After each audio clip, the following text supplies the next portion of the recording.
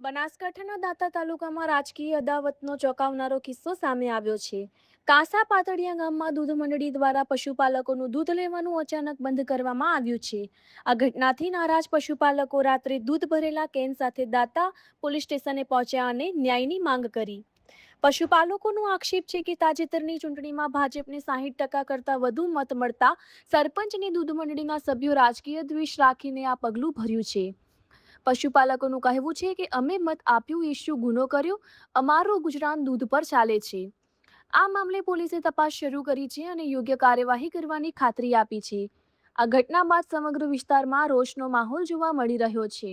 બોલો શું થયું? દોતા તાલુકાના પાતળિયા ગામની મંડળીમાં દૂધ મંડળીમાં અમે કોસા ગામના વર્ષોથી દૂધ ભરાવીએ છીએ ને આ કાલથી પણ આ ચૂંટણીને લગતા હમણાંથી ચૂંટણી આવી જિલ્લા ડેલિગેટ તાલુકા ડેલિગેટની, એટલે જે ચૂંટણી મંડળીના મંત્રીશ્રી અમારા લોકોને આદિવાસી લોકોને ના પાડી છે. અમારા ગ્રાહકો 150થી 200 આજુબાજુના ગ્રાહકો છે.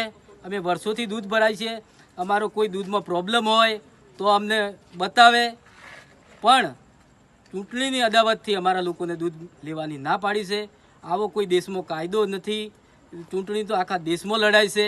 આજ કોઈ નવી ચૂંટણી આવી નથી.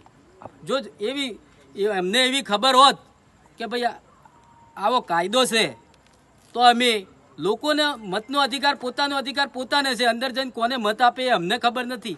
આવી જો અમને પાતળિયાવાળા લોકોએ કીધું હોત કે અમારે કોસામાંથી 100% મતદાન જોઈએ છે, તો અમે સરકારનો અધિકાર એવો હોત કે ભાઈ લોકોને હાથે જઈને પછી અંદર જઈને પકડીને લઈ જઈને મતદાન અપાવવાના હોત, તો અમે બધા બટનો દબાવરાવત કે ભાઈ બધા બટનો આપણું દૂધ બંધ કરી દેશે, આવો કાયદો છે તો બટન બધા દબાવો, તો બધા મતદાન એમને આપોત. પણ અમને આવી કોઈ માહિતી નથી. એટલે આજે અમારા દૂધ બંધ કર્યું છે.